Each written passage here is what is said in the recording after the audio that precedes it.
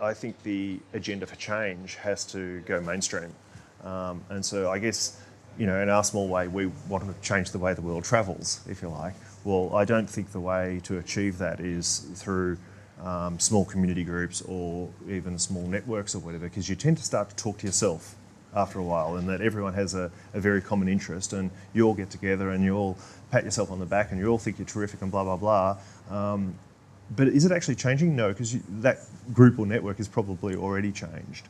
So what I think is more powerful is to go into the mainstream and actually talk to the people who are quite different from you and who don't necessarily agree with you, and you take them and sometimes literally by the hand, through Africa or whatever, and then all of a sudden they go, oh, wow, this is interesting, this is different, and not only that, this is fantastic.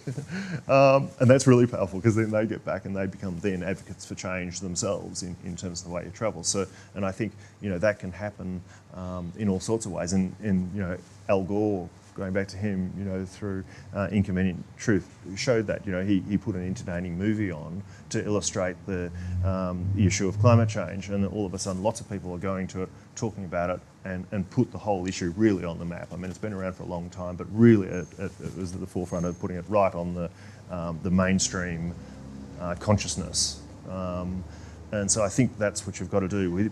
If there's an issue of human rights or whatever it is, I firmly believe that it's getting it into the mainstream that creates change. Anita Roddick is another great example, that through the work of the Body Shop and her personally, that it does indeed elevate what could otherwise be relatively fringe issues into mainstream consciousness, and that's great.